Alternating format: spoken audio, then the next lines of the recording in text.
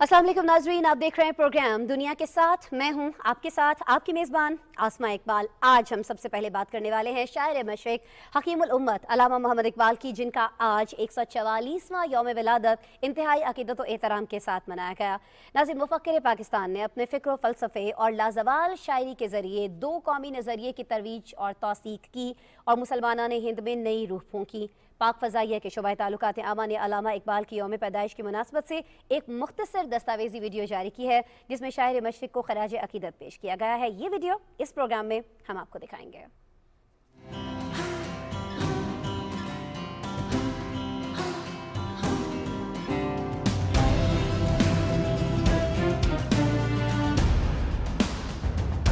बोला कि हूँ शाहीन मेरी धरती पे नहीं चार, सहरा हूँ कि दरिया हूँ सब ज़ेरे परोबार।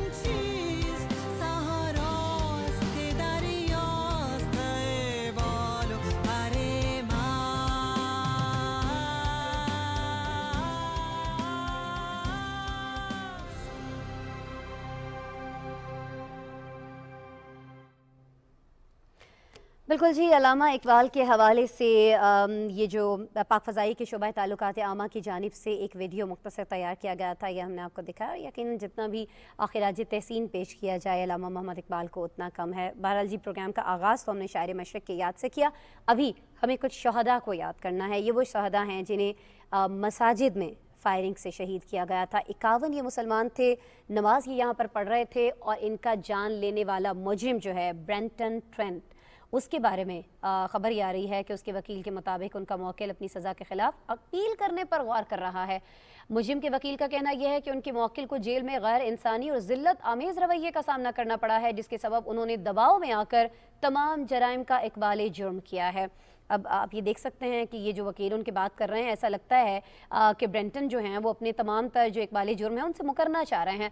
आपको पता है कि सफ़ेद फार्म बालादस्ती के पैरोकार ब्रेंटन ने 2019 में न्यूजीलैंड के शहर क्राइस्ट चर्च में 2 मसाजिद पर हमला किया था और फिर इसको फेसबुक पर लाइव नशर भी किया था। ये हमला न्यूजीलैंड की हालिया तारीख का सबसे घिनौना जुर्म समझा जाता है, जिसके बाद न्यूजीलैंड की हुकूमत ने मुल्क में तमाम खुदकार हथियारों पर पाबंदी आयद कर दी थी। लेकिन इन हमलों के बाद जो सबसे बड़ा सवाल उठा था वो उठा था इस्लामोफोबिया पर। क्यों इस्लामोफोबिया इतना ज़्यादा फैलता हुआ हमें दिखाई दे रहा है? क्यों मज़हब इस्लाम के ख़िलाफ़ इस तरह की चीज़ें फैलाई जा रही हैं कि लोग खुदा न खास्ता इस मज़हब से जो कि एक भलाई का दीन है, मोहब्बत का दीन है, प्यार का दीन है, सलामती का दीन है, उससे नफ़रत करने लगें? ये सारी बातें हम जानने की कोशिश करेंगे। हमने राबिता किया है जी बहुत बड़ा बहुत मोतबर नाम अल्लामा ताहिर अशरफी साहब, जो कि चेयरमैन है उलमा काउंसिल पाकिस्तान के और साथ ही साथ नुमाइंदे खुसूसी भी हैं वज़ीर आज़म के मजहबी हम आहंगी को लेकर। वेलकम करते हैं, अल्लामा साहब से बात करते हैं। अल्लामा ताहिर अशरफी साहब, अस्सलाम वालेकुम। वालेकुम अस्सलाम व रहमतुल्लाह। ताहिर अशरफी साहब, बहुत शुक्रिया, पहले तो आप हमारे शो के लिए वक्त निकाल रहे हैं।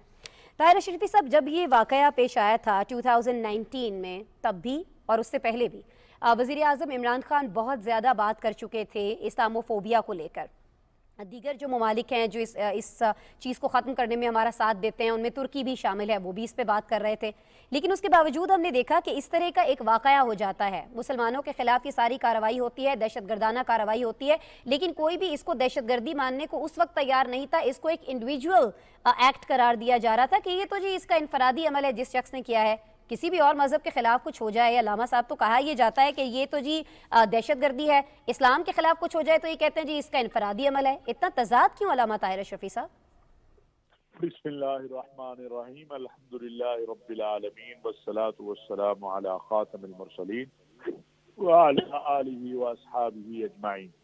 गुजारिश ये है कि यही बात जो है वो मोहतरम वज़ीर आज़म इस्लामी जमहूरिया पाकिस्तान ने बार बार कही है कि देखिए, जिस तरह इस शख्स ने या नॉर्वे में या अमेरिका में या किसी भी और जगह खाके फ्रांस में खाके बनाने वाले जो हैं या कुरान करीम गिराने वाले जो हैं, कभी किसी ने उन्हें मसीही दहशतगर्द नहीं कहा, ना हम भी नहीं कहते हैं। कभी हिंदुस्तान के अंदर जो इतना जुल्म और बर्बरियत हो रही है, वहाँ किसी ने उनको हिंदू दहशतगर्द नहीं कहा, उनके मजहब से नहीं जोड़ा है। यहूदी इतना कुछ कर रहे हैं, फलस्तीनियों के साथ जुल्म कर रहे हैं, کوئی ان کے مذہب سے منسلک نہیں کرتا ہے، لیکن ایک مسلمان کو چھوٹا سا عمل کر دے جس کی مسلمان تائید بھی نہیں کرتے، جس کی دین کی تعلیمات جو ہیں تائید نہیں کرتی، اس کو اسلام سے جوڑ دیا جاتا ہے، مسلمانوں سے جوڑ دیا جاتا ہے۔ اور اسلامک فوبیا جو ہے جس انداز سے یہ پھیلایا جا رہا ہے، اس کے حل کے لیے پاکستان ہے، سعودی عرب ہے، ترکی ہے، یہ بات کر رہے ہیں۔ سعودی عرب میں جو رابطہ عالم اسلامی ہے مکہ مکرمہ میں، جس کا ہیڈ کوارٹر ہے مسلم ورلڈ لیگ، اس کے پلیٹ فارم سے بہت سارا کام ہو رہا ہے۔ یا پاکستان کی حکومت، اگر ہم حکومتوں کی سطح پر دیکھیں تو سب سے جو بڑا کام ہے وہ پاکستان کی حکومت نے کیا ہے۔ ہمارے وزیر اعظم نے اقوام متحدہ میں اس پر بات کی ہے، OIC میں ہم متفقہ قرارداد لے کر آئے، ہماری قرارداد پہ سب نے اتفاق کیا ہے، اور پھر مسلسل آپ دیکھیں کہ پاکستان اس پر بات چیت کر رہا ہے۔ ہمارے وزیر خارجہ شاہ محمود قریشی صاحب، اور پھر ابھی وزیر اعظم نے جو یہ سیرت اتھارٹی قائم کی، تو اس کے بنیادی مقاصد میں سے بھی ایک مقصد یہ تھا کہ یہی ہے کہ دنیا کو سیرت مصطفیٰ صلی اللہ علیہ وسلم سے آگاہ کیا جائے، دنیا کو بتایا جائے کہ رسول اللہ صلی اللہ علیہ وسلم کی سیرت طیبہ کیا ہے، ان کا پیغام کیا ہے، اسلام کا پیغام کیا ہے۔ تو یہ جو دوہرا معیار ہے، اس حوالے سے بات کرنے کی ضرورت ہے۔ اس پر جب تک اقوام متحدہ میں اس حوالے سے قانون سازی نہیں ہوتی، عالمی قوانین نہیں بنتے ہیں، یہ سلسلہ رکنے والا نہیں ہے۔ اس سلسلے کو اگر ہم روکنا چاہتے ہیں تو عالمی قوانین بننے چاہیے ہیں، اقوام عالم کو اس پر بات کرنی چاہیے ہے، خاص طور پر مسلم امہ جو ہے اس کو اس پر بات کرنی چاہیے، مسلم ممالک کو اس پر بات کرنی چاہیے۔ لیکن علامہ صاحب، اس واقعے پر تو آپ نے ڈیٹیل میں بات کی، میں چاہوں گی کہ تھوڑا محرکات بھی بتائیے گا، وجوہات کیا ہیں، کیوں لوگوں کے اندر اس طرح سے جو بھی لوگ یہ کام کر رہے ہیں اسلام کے خلاف یہ نفرت بیدار کرنے کی کوشش کی جا رہی ہے؟ اور پھر علامہ طاہر اشرفی صاحب یہ بھی فرما دیجیے گا کہ کہیں نہ کہیں کیا ہم لوگ خود بھی اس کے ذمہ دار ہیں؟ بہت ساری جگہوں پر ہم دیکھتے ہیں وعدہ خلافی کر رہے ہوتے ہیں، ہم ذخیرہ اندوزی کر رہے ہوتے ہیں، جھوٹ بول رہے ہوتے ہیں، ٹائم کی پابندی نہیں کر رہے ہوتے ہیں، بہت ساری ایسی چیزیں جو ہمارا مذہب ہمیں سکھلاتا ہے اس پر ہم عمل نہیں کرتے ہیں۔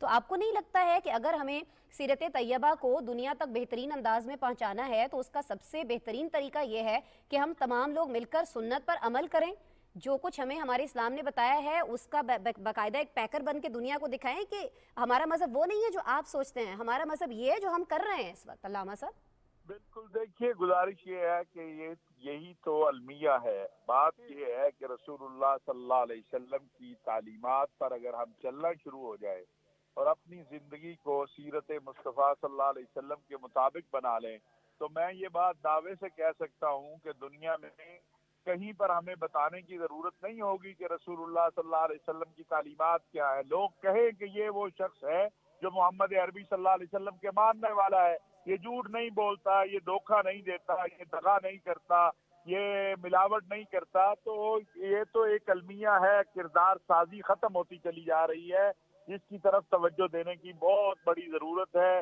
محراب و منبر کو بھی، اور جو ہے اس میں میڈیا کو بھی، مسلمانوں کے تمام طبقات کو بھی۔ اور دوسری بات یہ ہے کہ 9/11 کے بعد جو صورتحال پیدا ہوئی، اس صورتحال کی وجہ سے دنیا نے جب قرآن کریم کو پڑھا اور سیرت مصطفیٰ صلی اللہ علیہ وسلم کو پڑھا، تو دنیا میں یہ واضح ہو گیا کہ رسول اللہ صلی اللہ علیہ وسلم کی سیرت طیبہ کیا ہے۔ اور جب آپ دیکھیں 9/11 کے بعد ہزاروں نہیں بلکہ لاکھوں لوگ مسلمان ہوئے ہیں۔ وہ کیوں مسلمان ہوئے ہیں؟ اس لیے کہ انہوں نے قرآن کو پڑھا، اس لیے کہ انہوں نے سیرت مصطفیٰ صلی اللہ علیہ وسلم کو دیکھا، تو انہوں نے کہا یہ تو وہ دین ہے جو امن اور سلامتی کا دین ہے، جس میں سب کے حقوق محفوظ ہے، جس دین کے اندر عورت نے، جس دین کے آنے کی وجہ سے عورت کو عزت ملی ہے، جس دین کے آنے کی وجہ سے غلام کو عزت ملی ہے، جس دین کے آنے کی وجہ سے یتیم کا حق محفوظ ہوا ہے، جس دین نے عورت اور مرد کے حقوق کو جو ہے بڑا کلیئر کر کے یہ بات کہی کہ میاں اور بیوی کے تعلق میں کہ تم ایک دوسرے کا لباس ہو، تم ایک دوسرے کے لیے محترم ہو۔ تو یہ جب ساری چیزیں دنیا کے سامنے آتی ہیں تو وہ جو اسلام کے سمندر میں غوطہ لگاتا ہے وہ مسلمان ہو جاتا ہے۔ اب وہ جو انتہا پسند ہیں وہ جب یہ دیکھتے ہیں کہ اسلام تیزی سے پھیل رہا ہے اور اسلام کی تعلیمات کے نتیجے میں دنیا مسلمان ہو رہی ہے، تو پھر وہ اس طرح کے پراپوگنڈے بھی کرتے ہیں، ایسے اعمال کا اظہار بھی کرتے ہیں۔ تو انتہا پسند دونوں طرف ہیں، ہماری طرف بھی چند لوگ ہیں، ادھر بھی ہیں، تو لیکن اس کا حل جو ہے وہ یہی ہے کہ مسلمان اسلام کی حقیقی تعلیمات کو جو ہے دنیا کے سامنے لائے اور اعتدال کا راستہ اختیار کیا جائے، مکالمے کا راستہ اختیار کیا جائے۔ یہی وہ راستہ ہے جو انشاءاللہ دین اسلام کو بھی دنیا پر واضح کر دے گا اور اس قسم کے فتنوں سے بھی دنیا کو بچا لے گا۔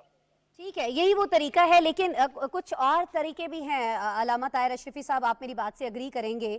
ہمارے بڑے معتبر علماء ہیں، جن میں سے یقیناً آپ خود ایک معتبر نام ہیں، اور ان کے ساتھ ساتھ ہمارے پاس بہت سارے علماء مشائخ اور ہیں جو دیگر بہت ساری ایسی اسلامی جماعتیں ہیں جن سے تعلق رکھتے ہیں، بیرون ملک کے دوروں پر جاتے ہیں، لوگوں کو دین اسلام کی ترغیب دیتے ہیں، تعلیم دیتے ہیں، ہمارا مذہب کیا کہتا ہے یہ بتاتے ہیں۔ آپ کو نہیں لگتا کہ حکومت کو اس کو مزید سپورٹ کرنا چاہیے ایسی چیزوں کو؟ ایسے ہمارے علماء اور مشائخ جو باہر جانا چاہتے ہیں، باہر کی یونیورسٹیز میں جا کے، وہاں کے کالجز میں جا کے وہاں کے لوگوں کو دین اسلام کے بارے میں بتانا چاہتے ہیں۔ آپ تو خود نمائندے خصوصی ہیں وزیر اعظم کے مذہبی ہم آہنگی کو لے کر، تو مذہبی ہم آہنگی کو بڑھانے کے لیے پی ایم کی جانب سے کچھ آپ کو کہا گیا ہو، کچھ چیزیں آپ اس پلیٹ فارم پہ ہمارے ساتھ ہمارے شو کے ذریعے شیئر کرنا چاہ رہے ہوں کہ پرائم منسٹر کیا سوچ رکھتے ہیں اس ہم آہنگی کو بڑھانے کے لیے؟ دیکھیے، وزیر اعظم پاکستان محترم جناب عمران خان کی ہدایت پر الحمدللہ میں یہ کہہ سکتا ہوں کہ پچھلے ایک سال کے اندر جو ہماری غیر مسلم بھائیوں کو، اقلیتوں کو یہاں پر شکایات تھیں، ان بہت سی شکایات کو دور کیا گیا ہے۔ مثلا ان کو شکایت تھی کہ توہین مذہب اور توہین ناموس رسالت کا جو قانون ہے، بعض لوگ اپنے مفادات کے لیے اس کو استعمال کرتے ہیں۔ الحمدللہ میں یہ بڑے دعوے سے کہہ سکتا ہوں کہ اس پورے ایک سال میں، پچھلے سال نومبر سے لے کر اب نومبر آ گیا ہے، ایک کیس ایسا نہیں بتایا جا سکتا کہ جہاں پر اس قانون کا غلط استعمال ہوا ہو۔ اسی طرح جبری شادی یا جبری مذہب کی تبدیلی کے حوالے سے باتیں تھی، اس پر بھی بہت ساری چیزیں ہیں۔ پھر مشترکہ اجتماعات، آپس میں مل بیٹھنا ایک دوسرے کے ساتھ، اور بین المذاہب مکالمہ جو ہے، بین المسالک بین المذاہب مکالمہ، آپ دیکھیں کہ آج الحمدللہ پورے ملک کے اندر ابھی جو سیرت کے ہم نے عشرہ رحمت للعالمین منایا، تو اس کے اندر ہماری جو پاکستان میں رہنے والے غیر مسلم ہیں، اقلیتیں ہیں، انہوں نے بھی رسول اللہ صلی اللہ علیہ وسلم کی شان میں اجتماعات کیے، محافل منعقد کی۔ پھر ایک بہت بڑا سیمینار جو ہے اور کانفرنس وہ اسلام آباد میں وزارت مذہبی امور کے تعاون سے میرے دفتر نے کی، جس میں اسلامی ممالک کے سفراء اور یورپی ممالک کے سفراء شریک ہوئے، اور یہ پاکستان میں اپنی نوعیت کے اس طرح کے اجتماعات پہلی بار ہوئے، پہلے اس طرح نہیں ہوا کبھی۔ اور اس میں اس کا عنوان کیا تھا کہ اسلام میں عورتوں اور اقلیتوں کے حقوق۔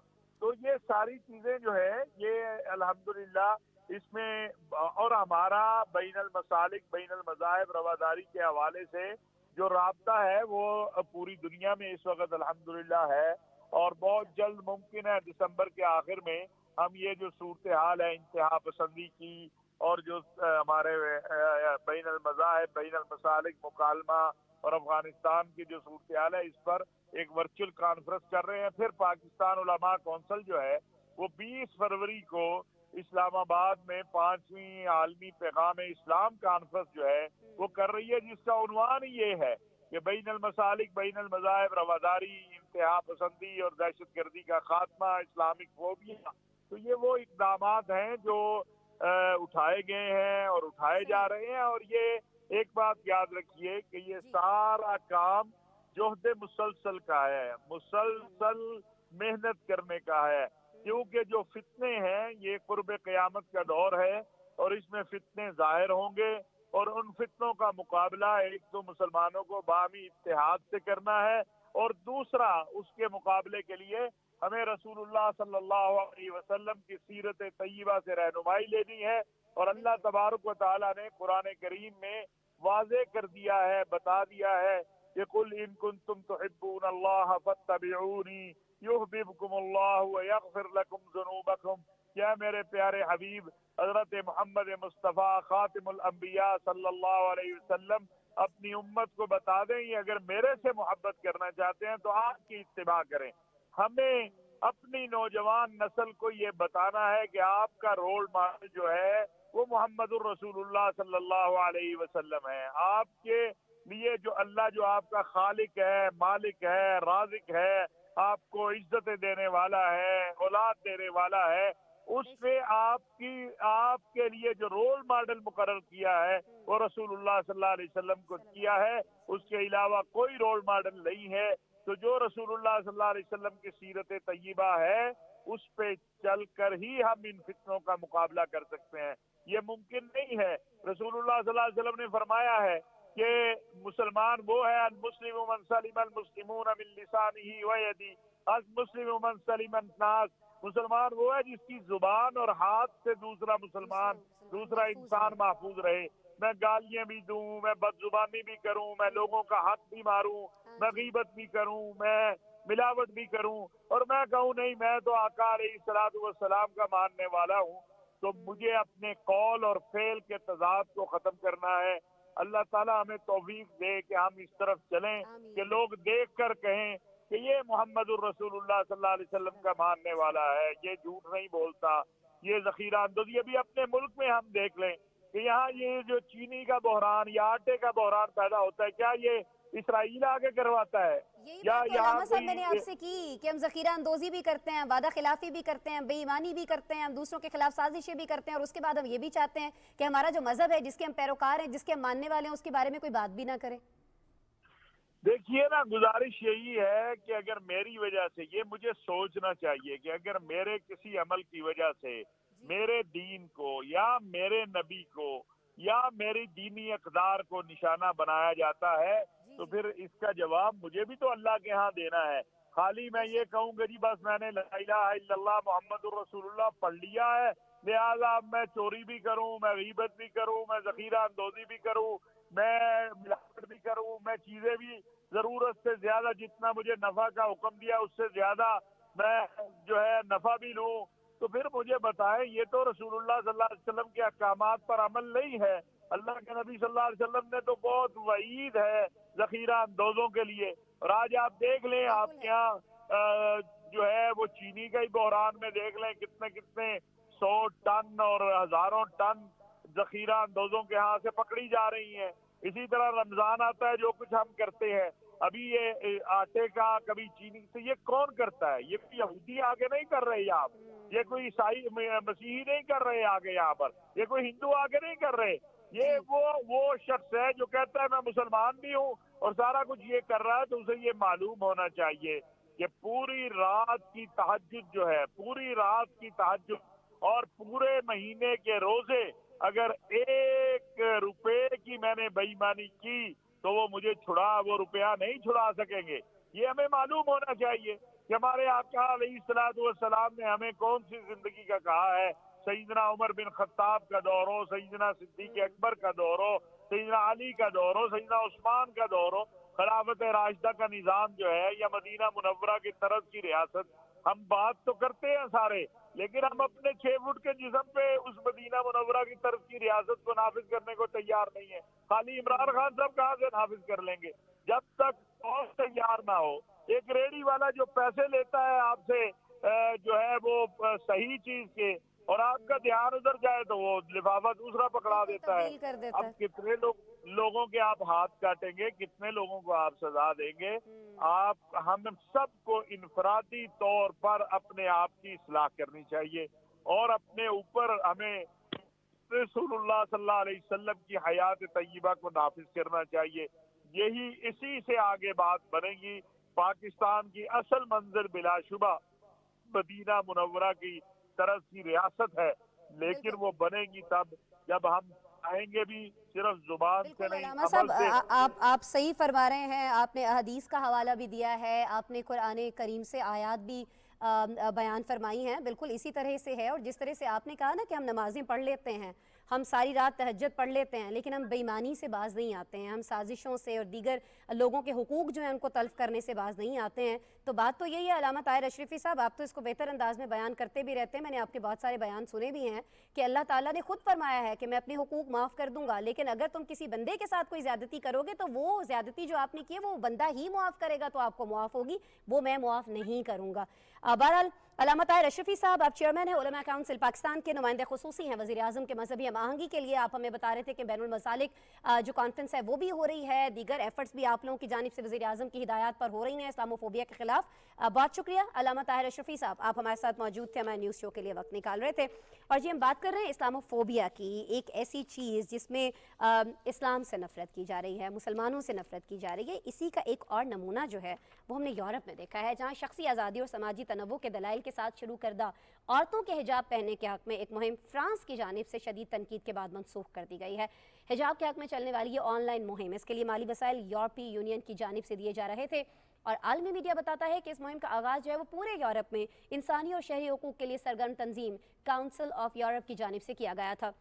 اس مہم کا مقصد ناظرین یہ تھا کہ جو یورپی معاشرے ہیں ان میں سماجی تنوع کی مزید حوصلہ افزائی کرتے ہوئے خواتین کی طرف سے اس حجاب یا ہیڈ اسکارف کے استعمال کی آزادی کو فروغ دیا جائے جو عام طور پر مسلم خواتین پہنتی ہیں۔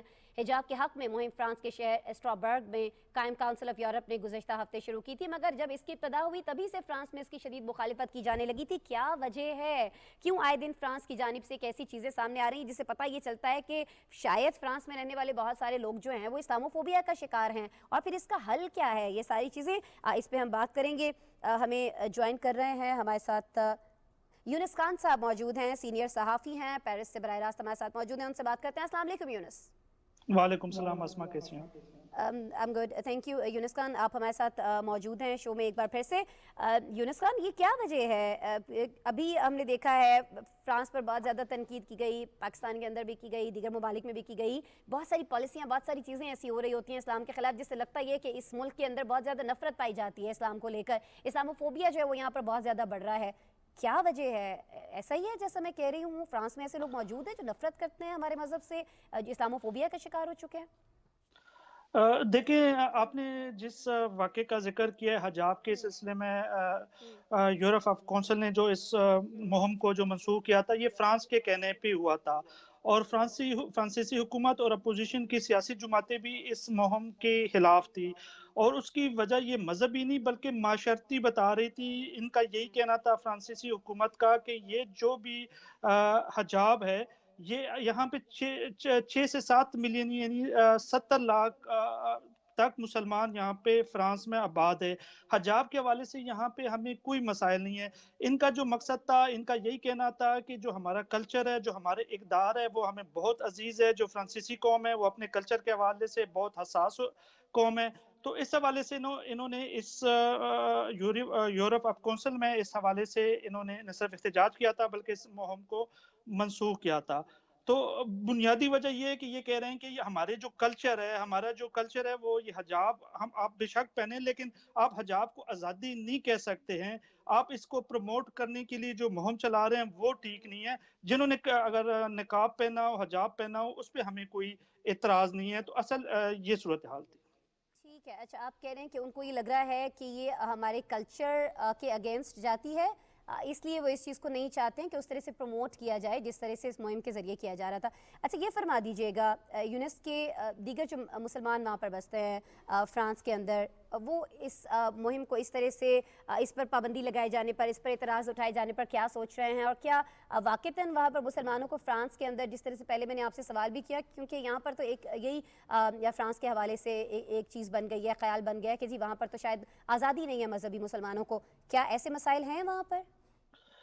دیکھیں، جیسے میں نے آپ کو بتایا کہ یہاں یورپ میں سب سے زیادہ مسلمان، یوکے اس ٹائم ہم یورپین یونین میں اس کو نہیں گن رہے ہیں، یورپین یونین میں اگر آپ دیکھتے ہیں تو سب سے زیادہ مسلمان فرانس میں آباد ہیں، اور 7 ملین کے قریب یہاں پہ مسلمان آباد ہیں. یہاں پہ اگر آپ کو یہاں پہ بہت سی چیزیں ایسی ہوتی ہیں جو کہ غلط رپورٹنگ بھی ہوتی ہے. فار ایگزامپل یہاں پہ پچھلے دنوں کچھ مساجد بند کیے گئے تھے اور اس مساجد کی بند کرنے کی وجہ یہ تھی کہ فرانسیسی حکومت نے ایک قانون پاس کیا تھا کہ کوئی بھی مسجد جو کہ غیر ملکی فنڈنگ لیتا ہو وہ بند ہو، اور بیرونی امداد پہ چلانے والے مساجد وہ یہاں پہ قابل قبول نہیں ہے. یہاں پہ ترکی کے کچھ مساجد تھے، اس حوالے سے وہ بند کیے گئے تھے.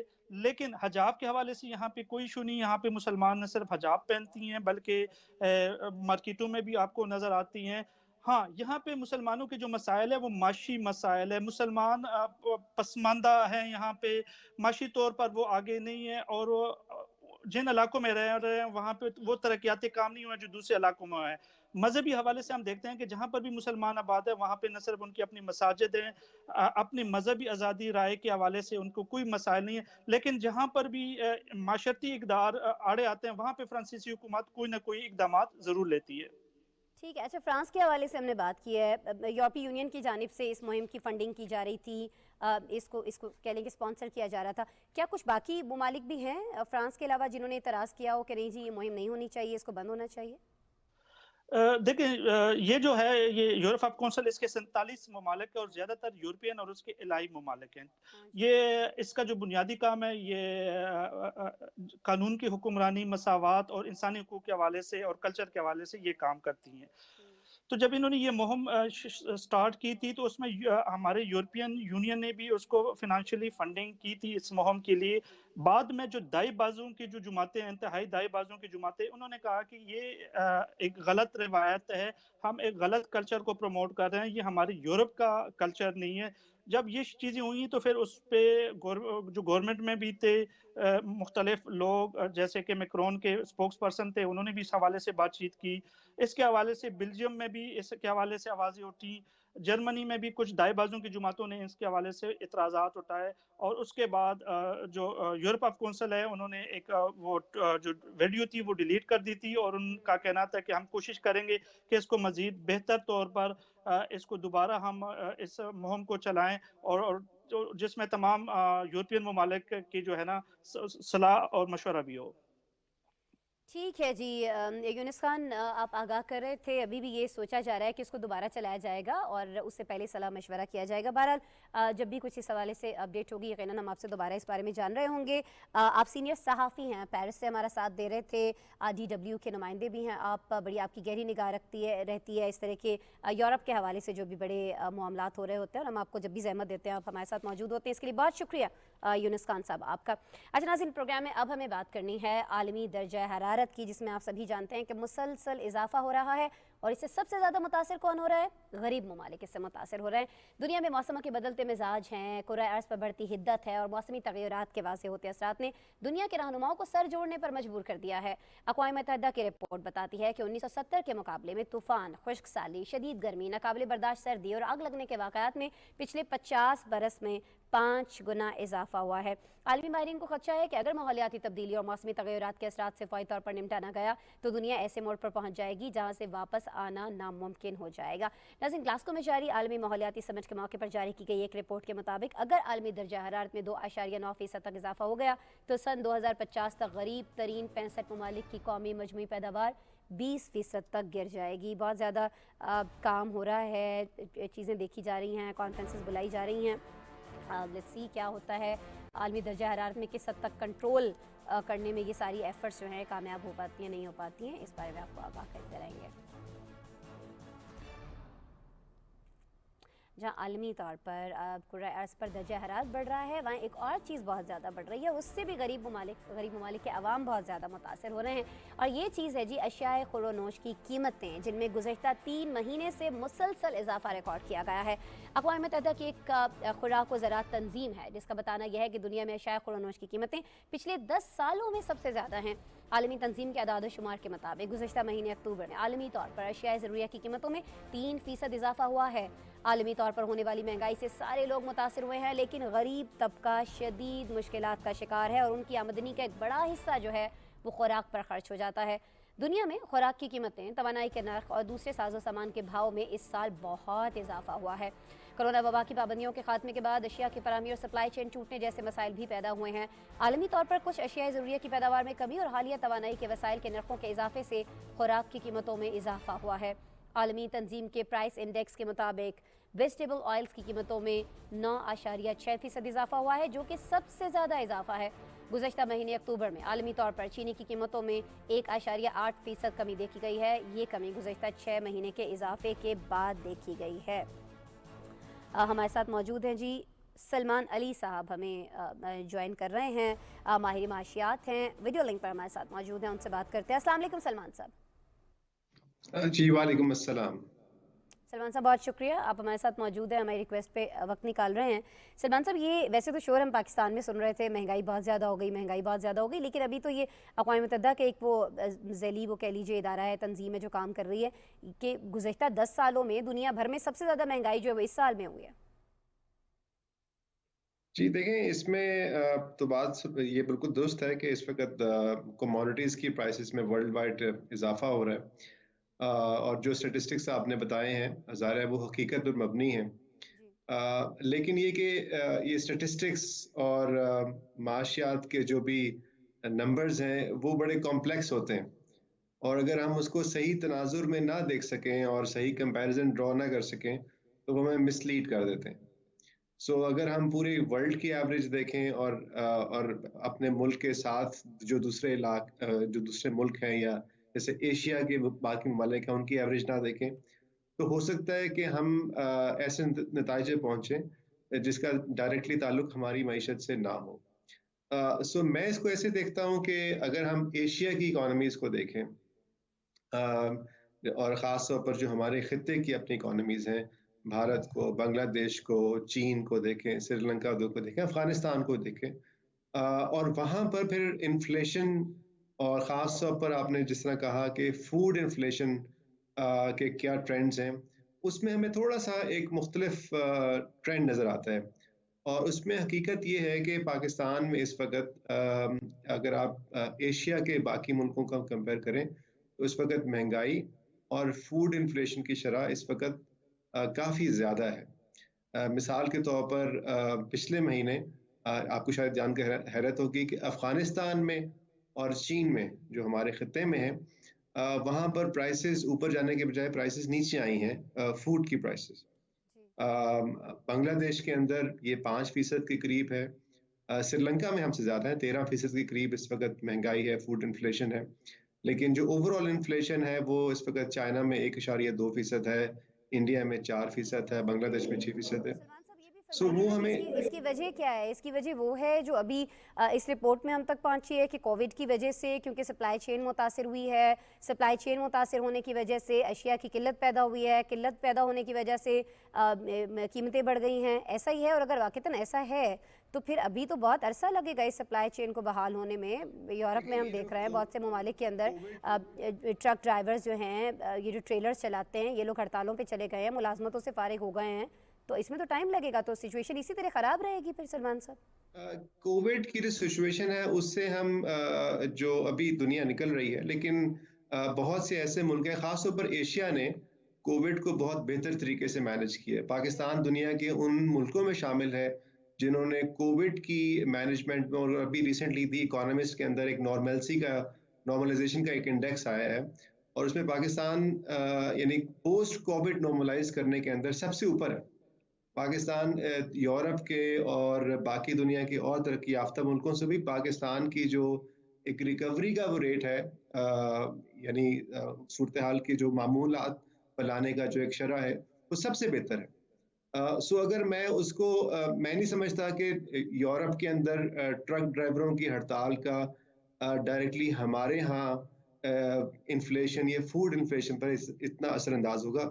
मेरी गुजारिश ये है, और अभी हमारे एक और मैं तो तमाम दुनिया की बात कर रही हूँ ना, कि जो रिपोर्ट आई है अक़वाम मुत्तहिदा की जिसका हम जिक्र कर रहे हैं, जिस पे हम बात कर रहे हैं, वो तो ये बता रही है ना कि किसी एक मुल्क में, किसी एक खित्ते में नहीं हुई है महंगाई, ये तो पूरी दुनिया में हुई है सलमान साहब। जी, मैं वही अर्ज कर रहा हूँ ना कि ये बात ठीक है कि ग्लोबली अगर हम एवरेज देखेंगे तो उसकी हमें प्राइसेस हमें इजाफा नजर आएगा।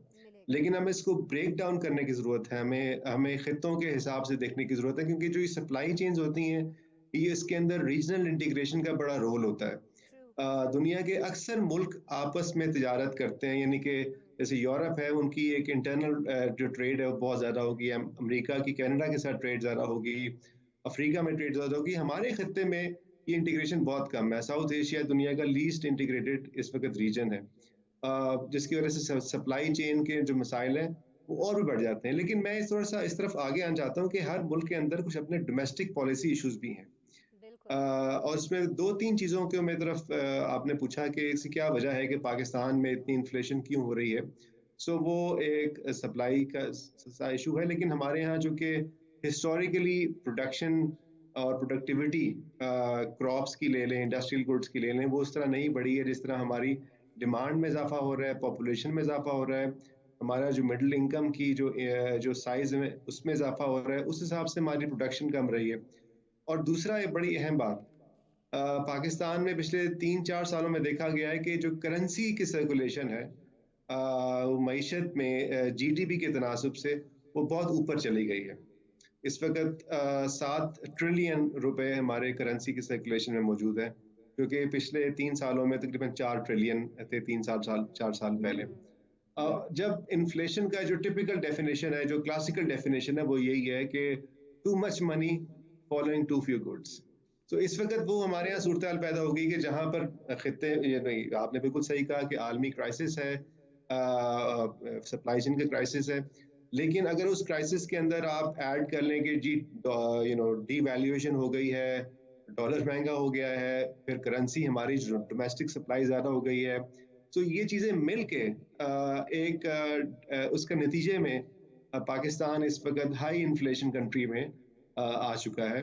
تو یہ یقیناً ایک مسئلے کی بات تو ہے, اور اس میں ہمیں دیکھنے کی ضرورت ہے کہ انٹرنیشنل فیکٹرز کون سے ہیں اور ساتھ ہی ساتھ آپ نے بالکل بجا فرمایا سلمان صاحب کہ ہر خطے کی اپنی وجوہات ہیں کہ وہاں پر کیوں مہنگائی ہوئی ہے, لیکن اس بات سے کوئی انکار نہیں ہے کہ پوری دنیا میں اگر گزشتہ 10 سالوں میں دیکھا جائے تو اس کے مقابلے میں اس سال بہت زیادہ مہنگائی بڑھ گئی ہے, اور ہر خطے کو, ہر ملک کو اس کی وجوہات جاننے کے بعد اس سے اپنے طور پر اپنے طریقے سے نمٹنا ہوگا, وجوہات کے مطابق پھر حکمت عملی اپنانا ہوگی. بہرحال سلمان علی صاحب, آپ ماہر ہیں معیشت کے حوالے سے, بڑی آپ کی ریسرچ ہے, آپ اپنی معلومات اپنا تجزیہ ہم سے شیئر کر رہے تھے, بہت شکریہ سر آپ کے وقت کے لیے. اچھا ناظرین, اس سے پہلے اس ٹاپک سے پہلے ہم نے آپ کو بتایا تھا مہنگائی بڑھ رہی ہے, ساتھ ہی ساتھ کرۂ ارض کا درجہ حرارت بہت زیادہ بڑھ رہا ہے, اور اس کو لے کر بہت زیادہ تشویش پائی جاتی ہے بہت سارے ممالک کے اندر. بہت سارے ممالک کے سربراہان جو ہیں ان کو اس کی فکر ہے, اور یہی وجہ ہے کہ گلاسکو میں ایک عالمی ماحولیاتی سمٹ جو ہے اس کا اہتمام کیا گیا ہے. اسی میں آپ کو بتائیں کہ ہمارے مشیر ماحولیات جو ہیں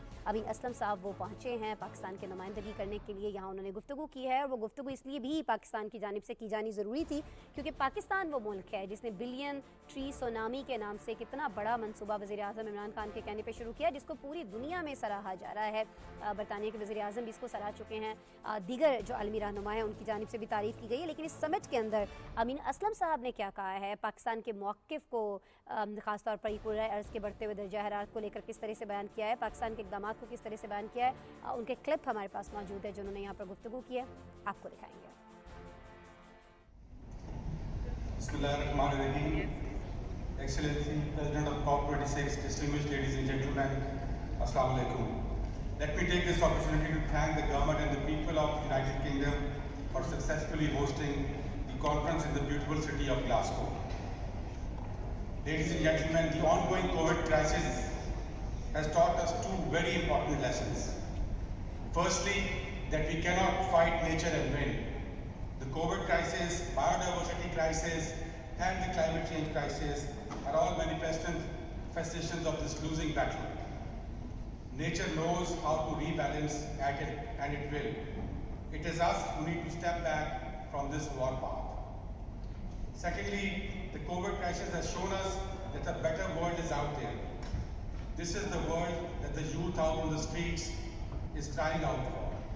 This is the world that we all should be fighting here for. It is a decarbonized and nature-positive world. Excellency, under the visionary green leadership of our Prime Minister Imran Khan, Pakistan has taken the choice to embrace this new world, shifting to clean energy and making nature an ally of development rather than an adversary. Our climate vision is built on these two pillars: shifting 60% of our energy mix towards clean energy by 2030, 30% of our transport towards electric transport by 2030, and putting our trust and investment in nature. Similarly, we have announced to completely shift out of imported coal projects and are turning the China-Pakistan economic corridor into the China-Pakistan green economic corridor. We have already shelved 3 coal projects worth 2,400 megawatts and instead started 3,700 megawatts of hydropower last year.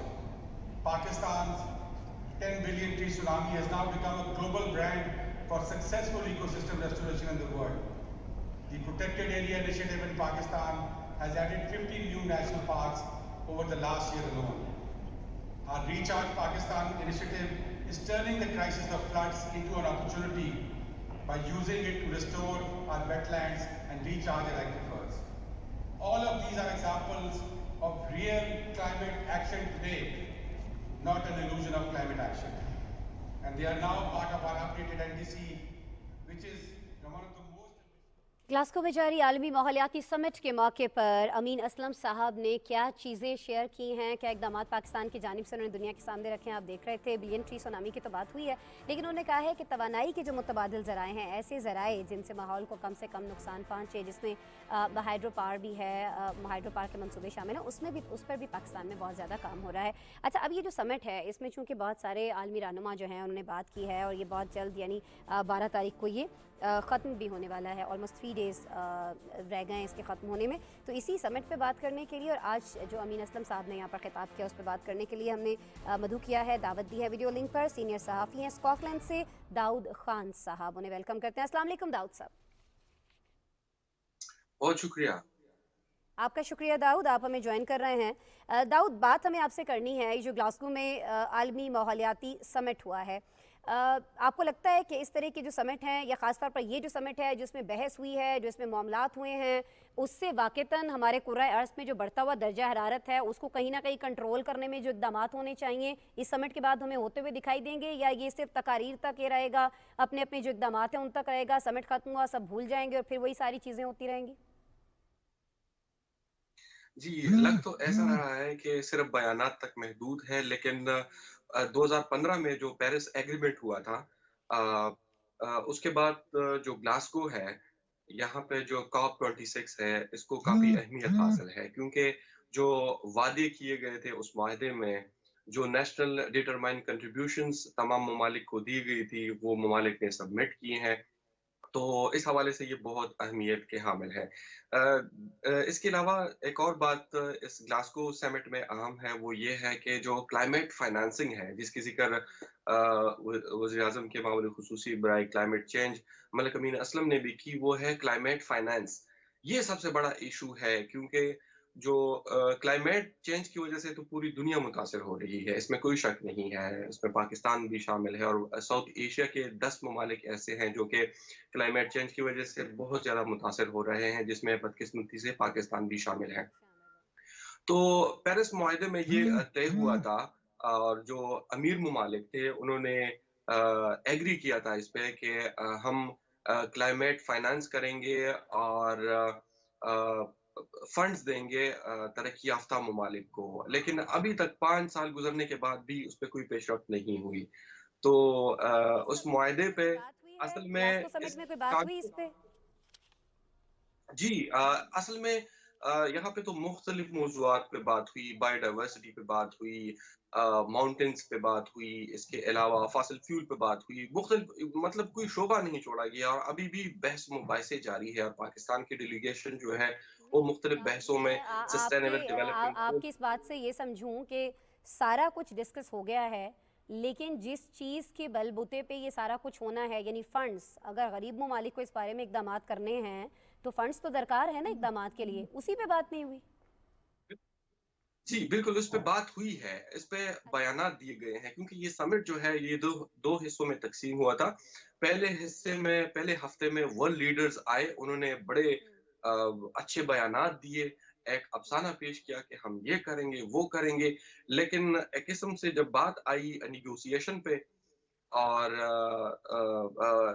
Climate finance پہ بات آئی تو انہوں نے کوئی solid جو ہے وہ reason پیش نہیں کی، نہ کوئی کمٹمنٹ کی ہے. تو جو ترقی یافتہ ممالک ہے وہ کافی ڈس ہارٹ ہو چکے ہیں کیونکہ انہوں نے دوبارہ بیانات دیے ہیں، پریکٹیکل سٹیپ کوئی نہیں لیے. تو یو کین سے یس کہ کچھ ہوا نہیں ہے، پیش رفت نہیں ہوئی، لیکن عملی طور پر ہم نہیں کانفرنس کے دیکھ رہے ہیں کہ آخری اس دن سمٹ کے بعد بعد کچھ ہوتا ہوا دکھائی دے گا، لیکن بیانات کی حد تک، تقاریر کی حد تک اس میں کافی زیادہ بات کی گئی ہے. چلیں ہو سکتا ہے کہ بہت ساری جگہوں پر اس سے بھی کچھ شعور بیدار ہو، کچھ اقدامات جو کچھ ممالک خود سے لے سکتے ہیں وہ لے سکیں. بہرحال داؤد خان صاحب، آپ سینئر صحافی ہیں، اسکاٹ لینڈ سے موجود تھے ہمارے ساتھ ویڈیو لنک پر، اور گلاسکو میں ہونے والی اس سمٹ کے حوالے سے ہمیں آگاہ کر رہے تھے. بہت شکریہ. خواہش تھی آپ سے زیادہ دیر ہم بات کر پاتے، وقت ہمارے پاس کم ہے، پروگرام ہمیں کلوز کرنا ہے، اس لیے داؤد صاحب آپ سے معذرت. بہرحال جی، آج کے پروگرام میں ہمارے ساتھ موجود رہنے کے لیے آپ کا بہت شکریہ. کل دوبارہ آپ سے ملاقات ہو رہی ہے. اپنا بہت سا خیال رکھیے گا. اللہ نگہبان.